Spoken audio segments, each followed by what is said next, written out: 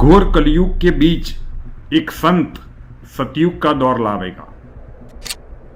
इस विचारधारा को जन्म देने वाला एक महान संत भारत में जन्म ले चुका है। तब वो हरि एक ऐसी कला बरसावेगा जो जपे का नाम हरि का वही बच पावेगा। बाकी सबने काल बून बून के खावेगा।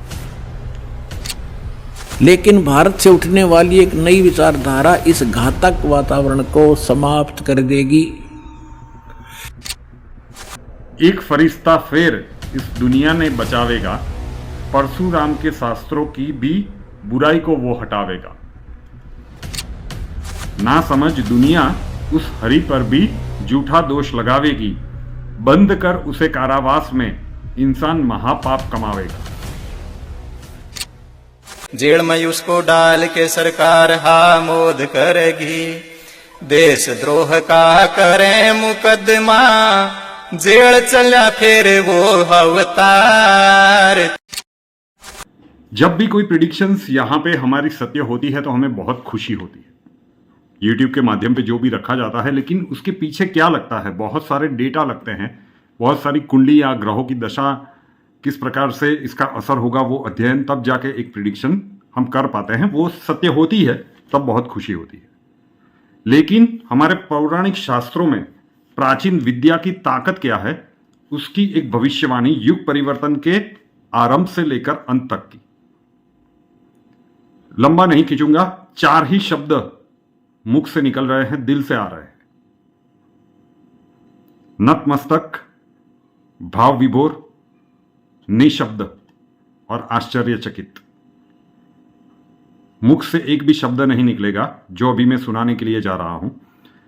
किसी व्यूअर ने ही भेजा है और जब मेरे पास पहुंचा, कोई क्वेश्चन मार्क नहीं, कोई कमेंट नहीं, सिर्फ स्वीकार।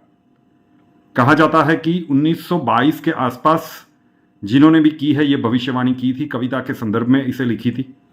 एक एक चीज समझिएगा, शायद मुझे बहुत कुछ समझाने की आवश्यकता नहीं रहेगी कि क्या कुछ हो चुका है, वो कोविड हो, रशिया यूक्रेन युद्ध हो या और कुछ परिस्थितियां हो। और इसका भी ताग मिल जाएगा कि युग परिवर्तन में आगे क्या होने वाला है, किस तरह से ये युग परिवर्तन होगा। क्यों हम 2019 से कई सारे वीडियोस में असंख्य बार कह चुके हैं कि युग परिवर्तन का दशक आ रहा है। चलिए शुरू करते हैं कि जो 1922 के आसपास की ये प्रिडिक्शन बताई जा रही है। कई सारे पौराणिक ग्रंथों में इसकी महिमा की गई है। क्या पोटेंशियल रहा होगा। 101 साल बाद हम देख रहे हैं तो आज हम एसेस करेंगे कि हाँ ये सारी चीजें हुई। 101 साल पहले ये कोई टेक्नोलॉजी भी नहीं थी, क्या इतना डेटा भी उनको नहीं मिल रहा था। तो गूगल कर दे, वेबसाइट चेक कर लीजिए, आपको मिल जाता है। युग परिवर्तन के अंत से लेकर आरंभ तक की सबसे बड़ी, सबसे सटीक और सबसे विश्वसनीय भविष्यवाणी सिर्फ आप तक मत रखिएगा। एक दिल से आग्रह है, हमारे प्राचीनतम विद्या का एक नमूना है, हर किसी के पास इसे पहुंचा जरूर से दीजिएगा। इस वीडियो में यह काम जरूर से कीजिएगा। एक दिन ऐसा आएगा, एक दिन ऐसा आवेगा जब इंसान का इंसान से भरोसा उठ जावेगा। जो लिखा गया है वही शब्द मैं पढ़ रहा हूं। एक दिन ऐसा आवेगा जब इंसान का इंसान से भरोसा उठ जावेगा, जब पड़ोसी राजा कोई नया रोग फैलावेगा। कोविड की बात हो रही है। जब पड़ोसी राजा कोई नया रोग फैलावेगा, जब फैला रोग लाशों की ढेरी लगावेगा। भारत ने दूसरे फेज में इसका कोराम देख लिया।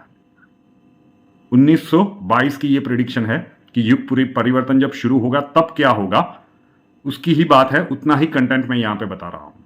फिर से बोल रहा हूं, एक दिन ऐसा आवेगा जब इंसान का इंसान से भरोसा उठ जावेगा, जब पड़ोसी राजा कोई नया रोग फैलावेगा, जब फैला रोग लाशों की ढेरी लगावेगा। फिर दूर मुल्क का कोई राजा एक बड़ी जंग चलावेगा। यहां पे रशिया की और पुतिन साहब की बात चल रही है।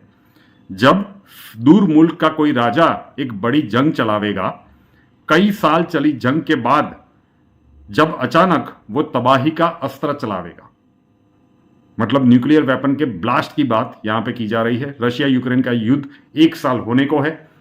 अकॉर्डिंग टू दिस यहां तक हो चुका है। अब आगे क्या होने वाला है पूरा घटनाक्रम अकल्पनीय लग सकता है, कल्पना से परे लग सकता है, लेकिन अगर 1922 में ये चीजें लिखी गई थी और ये शुरुआती कुछ लाइंस 2023 तक, 2020 से 2023 तक हम देख चुके हैं, तो आगे की बातों को भी गंभीरता से सुनिए। कई साल चली जंग के बाद जब अचानक वो तबाही का अस्त्र चलाएगा, फिर कोई नहीं बचेगा, मुर्दा उठावन लाई इस धरती पर ऐसा मंजर चलावेगा। अब पूरा तो मुझे भी समझ में नहीं आता, मुझे लगता है कि ये जो हिंदी का टोन है वो कहीं ना कहीं राजस्थानी है, तो जिनको भी मैं सिर्फ पढ़ देता हूं। कुछ वाक्य ऐसे हैं कि जिनका कुछ शब्दों का अर्थ पता नहीं चल रहा है। फिर कोई नहीं बचेगा, मुर्दा उठावन लाई इस धरती पर ऐसा मंजर चलावेगा। फिर द्वापर त्रेता से भी बड़ा युग परिवर्तन आवेगा। द्वापर युग और त्रेता युग से भी बड़ा युग परिवर्तन आवेगा।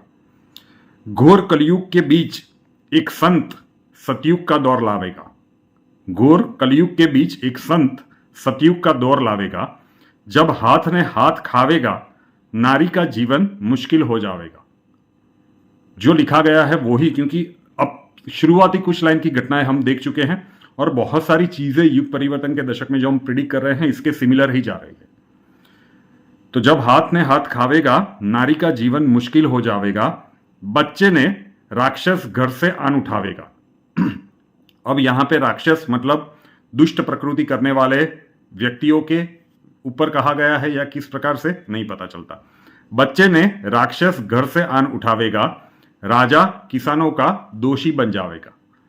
जब पूरी दुनिया में युद्ध का मौसम छावेगा, जब इंसानों से इंसानियत का नाश हो जाएगा, तब वो हरि एक ऐसी कला बरसावेगा, जो चबे का नाम हरि का वही बच पावेगा।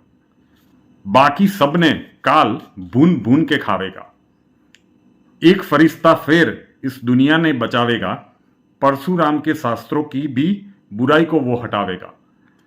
खत्म कर इस युद्ध को, इंसानियत की लौ जलावेगा, तबाही में डूब चुकी दुनिया को एक नया रास्ता दिखावेगा।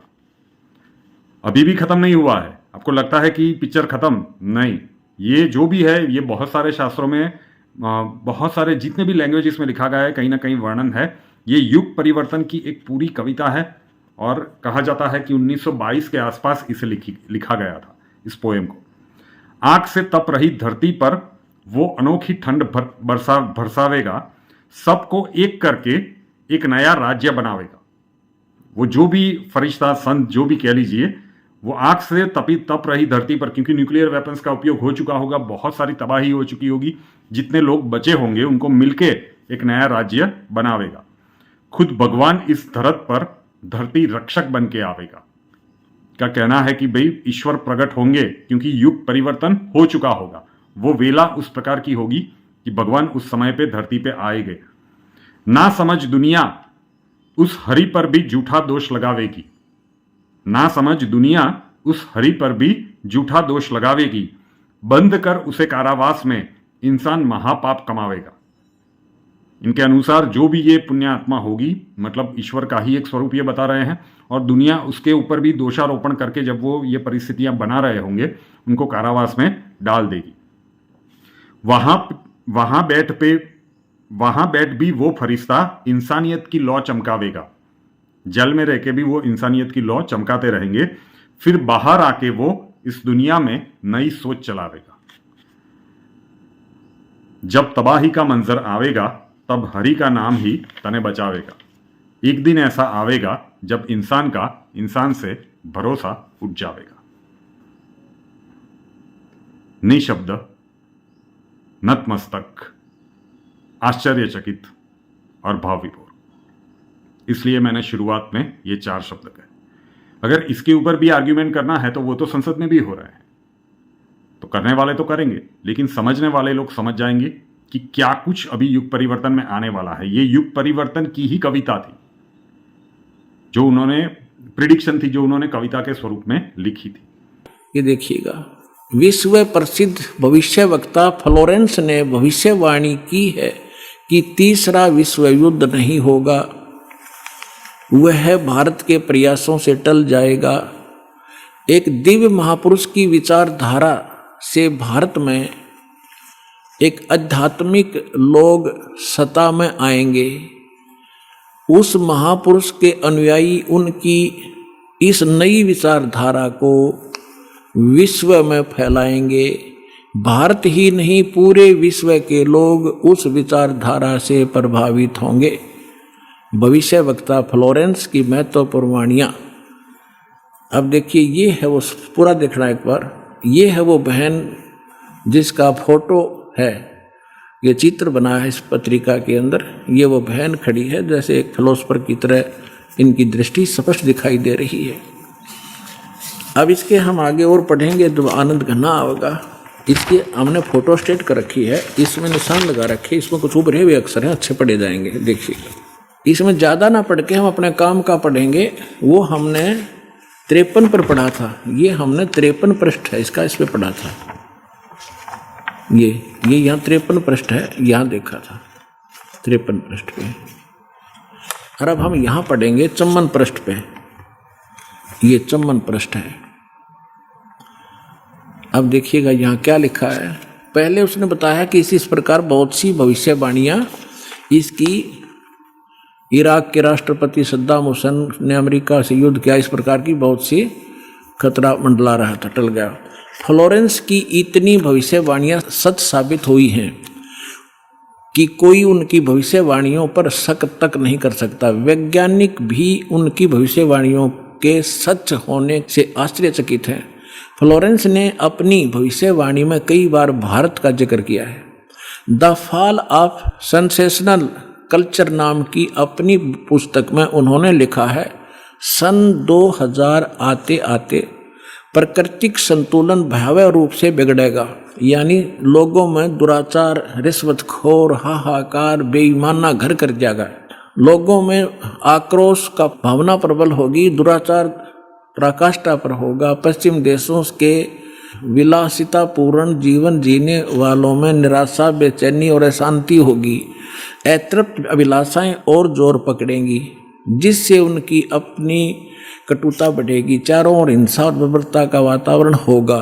गरीब संपन्न व्यक्तियों की संपत्ति छीनेंगे, ऐसा वातावरण होगा और चारों ओर हाहाकार मच जाएगा।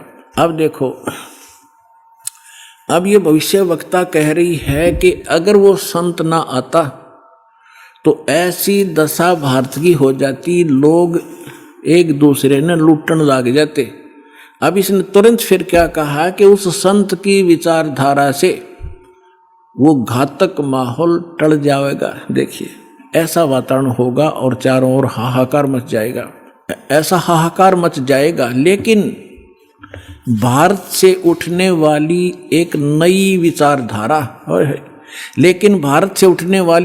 विचारधारा इस घातक वातावरण को समाप्त कर देगी।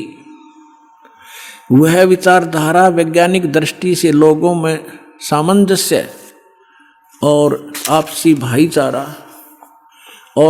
भाईचारे का महत्व समझाएगी। वह यह भी समझाएगी कि धर्म और विज्ञान में आपस में विरोध नहीं है। आध्यात्मिकता की उच्चता और भौतिकता का खोखलापन सबके सामने उजागर करेगी।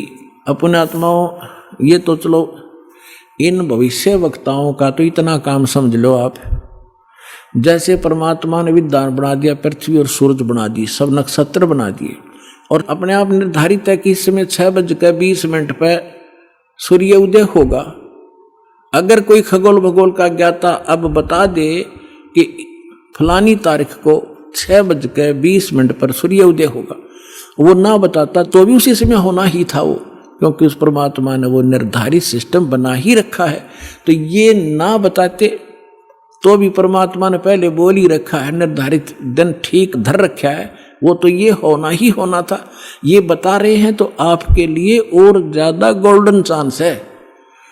सभी पुण्यात्माओं ने देर नहीं करनी चाहिए। महापुरुष बार बार कोई झूठ बोल रहे हैं, परमात्मा ने कहा, सब संत कहें, और ये भविष्यवक्ता बताने लग रहे जो इस देश से भी संबंधित नहीं थे, और फिर भी नहीं समझोगे तो कति बालक हो तुम, तो बुद्धि ही नहीं दी फिर आपको। देखिएगा अब क्या, जैसे दास बहुत बार आपको समझाता है, हर एक प्रवचन में परमात्मा ने जो पहले बोला था वही दास आज बता रहा है। और अभी भी बहुत से मेरे अधिकतर जितने भी प्रवचन होते हैं इसी आधार पर होते हैं कि आप क्या कर रहे हो। आप यहाँ अरबपति बन गए, खरबपति बन गए, दुनिया न लूट लूट के, और वो सारा छोड़कर चले गए। सर्व सोने की लंका थी वह रावण से रणधीरम, एक पलक में राज विराजी जम के पड़े जंजीरम। चक्रवर्ती राजा था, सारी पृथ्वी पर शासन करे था, चूहा बनकर एक बिल खोद कर रह रहा है। खा कहिए कहते राम रट निर्धन भला, टूटी घर की छान व सुंदर महल किस काम के, जा भक्ति नहीं भगवान। तो यहाँ ये बताना चाह रहे हैं, ये माई बहन ने बताया है कि वो संत की विचारधारा से आध्यात्मिकता की उच्चता और इस भौतिकवाद का खोखलापन उजागर होगा। ये हो रहा है आपके सामने और सबकी आत्मा मान रही इस बात को, सचमुच ऐसा है। देखिए ये कह रहे हैं कि आध्यात्मिकता की उच्चता और भौतिकता का खोखलापन सबके सामने उजागर करेगी। मध्य वर्ग उस विचारधारा से बहुत प्रभावित होगा। आप जितने यहाँ आ रहे हो बिल्कुल मीडियम वर्ग के बच्चे हो सारे, बिल्कुल। और देखो कैसे आप उमड़ उमड़ कर आ रहे हो, कैसे मान रहे हो दास ने जो बोल दिया फाइनल है, ना किसी को लेना है ना देना है। विवाह एक सिंपल वे से करना है। हम विवाह के ऊपर इतना खर्चा कर देते हैं, फिर आगे छूचक बात पता नहीं कितने कुबाड़ हमने सर पर रख लिए। जब ब्रह्मा विष्णु महेश का ब्याह किया था दुर्गा ने, ना कोई भाती था ना बराती था, ना कोई जलेबी तारे था, ना कोई डीजे बजानिया था। उठाकर कह दिया ले भाई ब्रह्मा या तेरी पत्नी सावित्री अपना घर बसा बेटा। लक्ष्मी दे दी विष्णु को, ले बेटा या तेरी पत्नी जाओ अपना घर बसाओ। और शंकर जी को पार्वती दे दी, जाओ भाई हो गया ब्याह। अरे बाकी बकवाद तो बेमतलब की है जो हम किया करते थे, अपने सिर पर बोझ धर लिया सारा जीवन इन बकवादों के लिए, जोड़े जाते लुटे जाते यही फूक जाते। अब देखिएगा खोखलापन उजागर कर देगी। मध्य वर्ग उस विचारधारा से बहुत प्रभावित होगा। यह वर्ग समाज के सभी वर्गों को अच्छे समाज के निर्माण के लिए उत्प्रेरित करेगा। यह विचारधारा पूरे विश्व में चमत्कारी परिवर्तन लाएगी। मुझे अपनी छठी अतीन्द्रिय शक्ति से ये एहसास हो रहा है कि इस विचारधारा को जन्म देने वाला एक महान संत भारत में जन्म ले चुका है।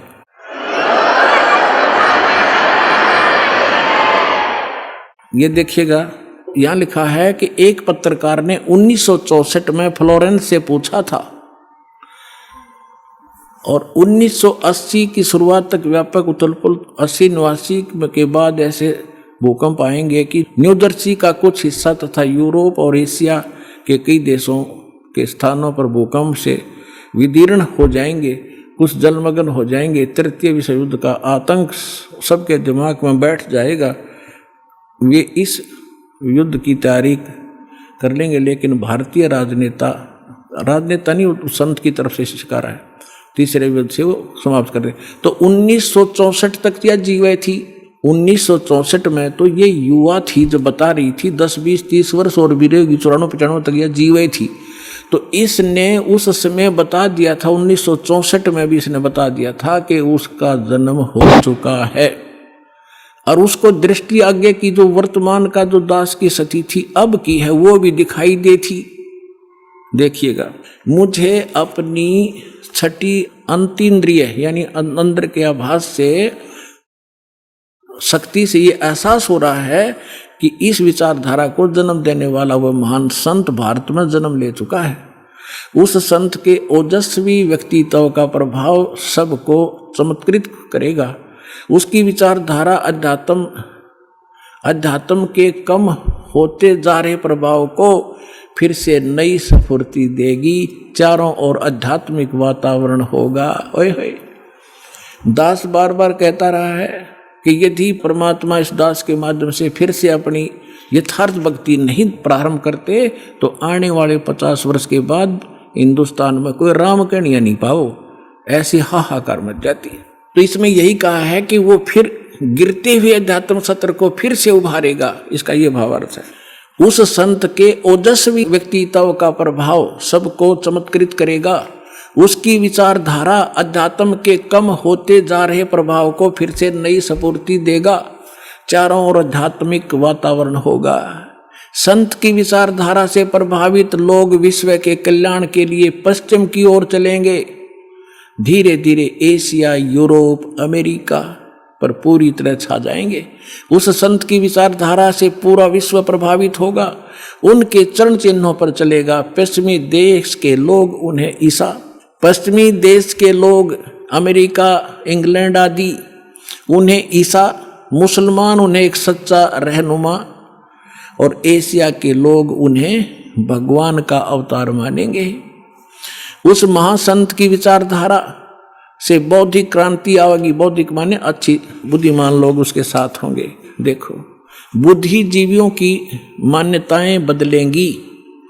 जो ये अंग्रेज पाके बैठे बड़े बड़े अफसर कहते हैं, नवी सोचने पर विवश होना पड़ेगा कि तुम कर क्या रहे हो, करना क्या चाहिए था। बुद्धिजीवियों की मान्यताएं बदलेंगी। उनमें ईश्वर के प्रति श्रद्धा और विश्वास की कोपलें फूटेंगी। फ्लोरेंस के अनुसार वह संत भारत में जन्म ले चुके हैं। वह इस संत से काफी प्रभावित थी। अपनी एक दूसरी पुस्तक golden light of new era में भी उन्होंने लिखा है कि जब मैं ध्यान लगाती हूँ तो अक्सर एक संत को देखती हूँ, गौर वर्ण के यानी गोरे वर्ण के। उस संत के ललाट पर गजब के तेज होता है। उनके ललाट पर आकाश से एक नक्षत्र के प्रकाश की किरणें निरंतर बरसती रहती हैं। अपने आत्माओं, आप देखिएगा ये इस तरह आती हैं ये जैसे परमात्मा बैठे हैं सतलोक में, वहाँ से इस दास के ऊपर ये ऐसी अपनी किरण बरसा रहे हैं। यहाँ से आकाश से आ रही है और दास के ऊपर परमात्मा की शक्ति निरंतर चल रही है। उसी से आगे आपको कनेक्शन दिया जा रहा है।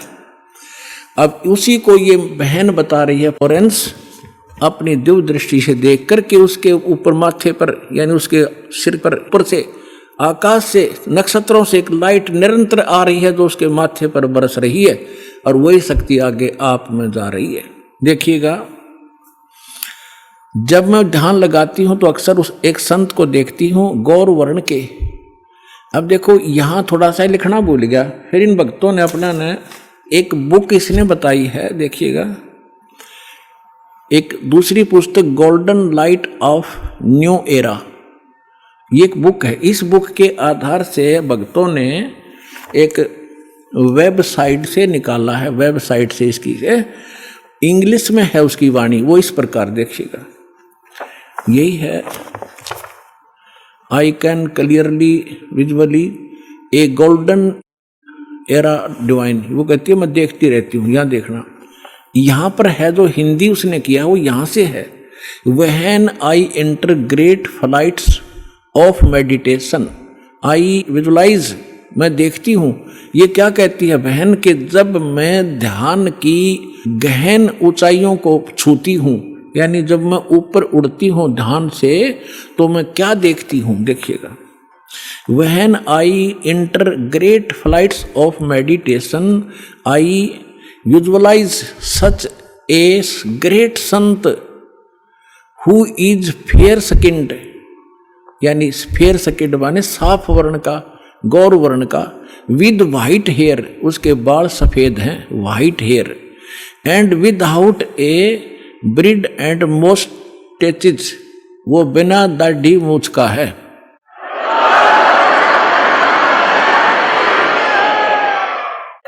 और उसके सफेद बाल हैं। दास की इस एज को वो उस समय देख रही थी कि उस समय वो ढूंढा ठावेगा। अब उसी का अंश इसने यहाँ थोड़ा सा कम अनुवाद कर पाया, ये भूल गया होगा। इसने अपनी दूसरी पुस्तक golden light of new era में भी लिखा है, जब मैं ध्यान लगाती हूँ तो अक्सर एक संत को देखती हूँ गौर वर्ण के, आगे लिखना भूल गया, सफेद बाल थे, बिना दाढ़ी मूछ का।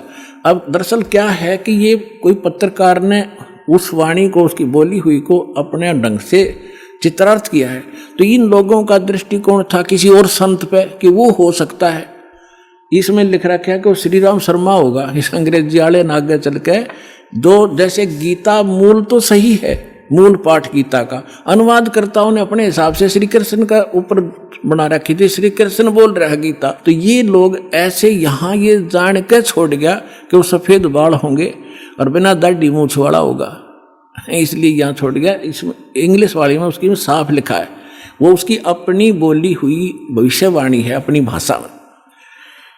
यहाँ देखिएगा, जब मैं ध्यान लगाती हूँ तो अक्सर एक संत को देखती हूँ गौर वर्ण के। उस संत के ललाट पर गजब के तेज होता है, उनके माथे पर ललाट पर आकाश से एक नक्षत्र के प्रकाश की किरणें निरंतर बरसती रहती हैं। मैं देखती हूँ कि वह संत अपनी कल्याणकारी विचारधारा तथा अपने सच्चरित्र प्रबल अनुयायियों की शक्ति से पूर्ण विश्व में नए ज्ञान का प्रकाश फैलाएगा। आप देख रहे हो, बंदी छोड़ के बच्चे कहाँ जा करके दूर दूर जा करके आज प्रचार कर रहे हैं परमात्मा के ज्ञान का। वह संत अपनी कल्याणकारी विचारधारा तथा अपने सच्चरित्र प्रबल अनुयायियों की शक्ति से संपूर्ण विश्व में नए ज्ञान का प्रकाश फैला रहे हैं। वह संत अपनी शक्ति निरंतर बढ़ा रहे हैं।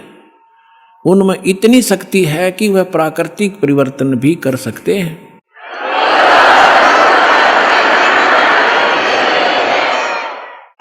वह अपना कार्य वैज्ञानिक ढंग से करेंगे। उनकी कृपा और प्रयत्न से मानवीय सभ्यता में नई जागृति आएगी। विश्व के समस्त जनसमूह में नई चेतना का संचार होगा। लोक शक्ति का एक नया रूप उभर कर सामने आएगा, जो सत्ताधारियों की मनमानियों पर अंकुश लगा देगा। जो राजा लोग अपनी मनमानी बकवाद करते हैं, उस संत के अनुयायी उनको विवश कर देंगे कि बंदे बनकर रहो, बकवाद बहुत दिन कर ली तुमने। विश्व के समस्त जनसमूह में नई चेतना का संचार होगा। लोक शक्ति का एक नया रूप उभर कर सामने आएगा और जो सत्ताधारियों की मनमानियों पर अंकुश लगा देगा। राजनेताओं के ऊपर मनोचिकित्सक तथा सम्मोहन कला के विश्व प्रसिद्ध ज्ञाता डॉक्टर मोरे बर्स्टीन की फ्लोरेंस से अच्छी दोस्ती थी। एक बार फ्लोरेंस ने उनसे भी कहा था कि डॉक्टर, वह समय बड़ी तेजी से निकट आ रहा है जब सत्ता लोलुप्त राजनेताओं की अपेक्षा आप जैसे समाज सेवकों की बातें अधिक ध्यान से सुनेगा। 21वीं सदी के आते आते एक नई विचारधारा पूरे विश्व को प्रभावित करेगी। हर राष्ट्र में सचित्र धार्मिक लोगों का संगठन लोगों के दिमाग में बैठी गलत मान्यताओं को बदल देगा। यह विचारधारा भारत से प्रस्फुटित होगी, भारत से चलेगी और विश्व के पूरे देशों में फैलेगी। मैं उस पवित्र स्थान पर एक प्रचंड तपस्वी को देख रही हूँ, जिसका तेज बड़ी तेजी से फैल रहा है। मनुष्य में सोए देवताओं को जगाने तथा धरती को स्वर्ग जैसा बनाने के लिए वह संत दिन रात प्रयत्न कर रहे हैं। एक पत्रकार ने 1964 में फ्लोरेंस से पूछा था कि क्या वह दुनिया का भविष्य बता सकती है। फ्लोरेंस ने इसके बाद जवाब में कहा था 1980 में ये होगा, 1990 में ये होगा, सारा कुछ बताया था। ठीक, आगे क्या बताया है कि तीसरा विश्व युद्ध के शुरू होने तक भारत के शासन की बागडोर, ये कहते हैं कि विश्व युद्ध का आतंक सबके दिमाग में बैठ जाएगा और भारतीय राजनेता अपने प्रभाव और बुद्धि से तीसरे विश्व युद्ध को टालने में सफल हो जाएंगे। तीसरे विश्व युद्ध के शुरू होने तक भारत के शासन की बागडोर आध्यात्मिक वृत्ति के लोगों के हाथ में होगी, इसलिए उनके प्रभाव से विश्व युद्ध टलेगा। वे शासक एक महान संत के ओजस्वी तथा क्रांतिकारी विचारधारा से प्रभावित होंगे। वे उस संत के प्रति उसी तरह समर्पित होंगे जैसे वाशिंगटन स्वतंत्रता एवं मानवता के प्रति समर्पित थे। न्यूजर्सी की रहने वाली, न्यूजर्सी कोई शहर है अमेरिका में, न्यूजर्सी की रहने वाली फ्लोरेंस सचमुच एक विलक्षण महिला थी। एक बार नोबेल नामक एक व्यक्ति ने, इसने ये बताना चाहा, पत्रकार ने दिखाना चाहा है कि एक पत्रकार था अमेरिका का और वो इसका इंटरव्यू ले रहा था और वो इंटरव्यू टीवी पर चला रखा था डायरेक्ट लाइव। ये पूछ रहा कि आप एक संत के बारे में तो बहुत बता रही हो, लेकिन मेरे बारे में बताओ कुछ। जो प्रकरण इतना ही जिसमें ना पढ़ के मैं वैसे बता दूं, जल्दी निमट जाएगी बात।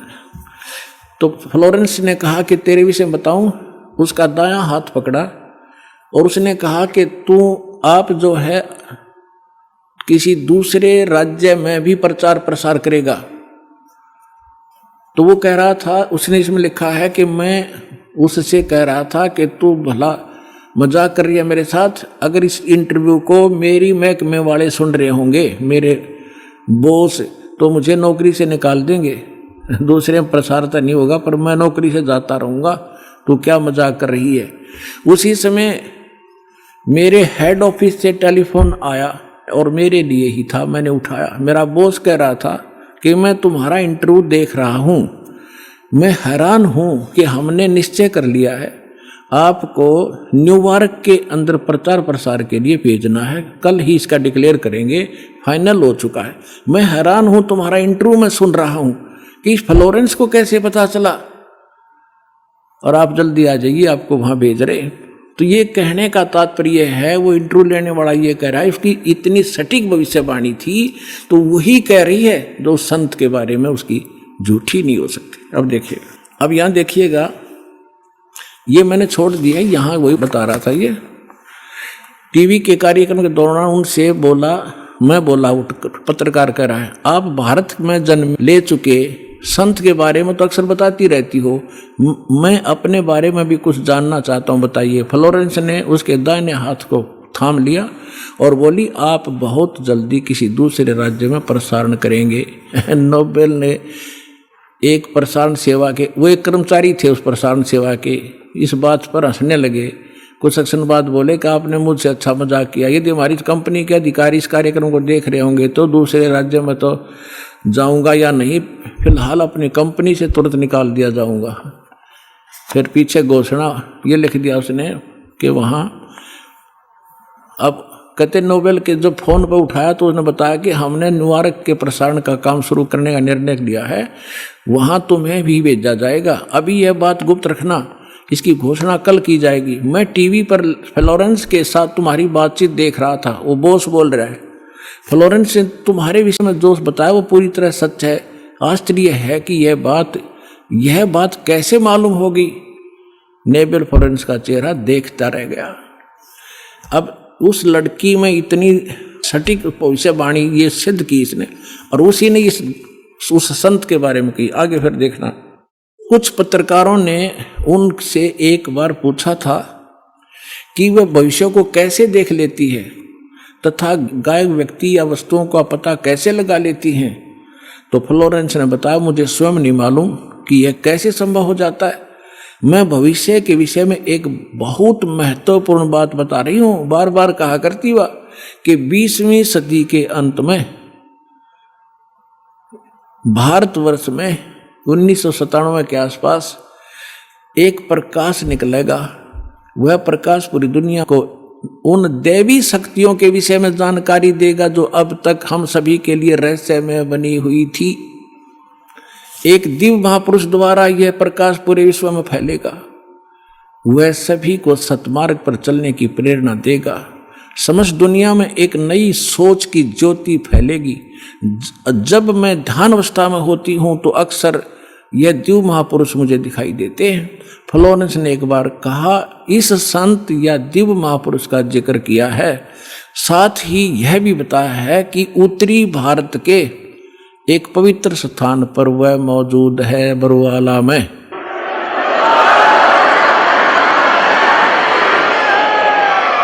अगर आप ये वीडियो YouTube पर देख रहे हैं तो हमारे चैनल को सब्सक्राइब करें और बेल आइकन को दबाना ना भूलें। अगर आप Facebook पर ये वीडियो देख रहे हैं तो हमारे पेज को लाइक करें।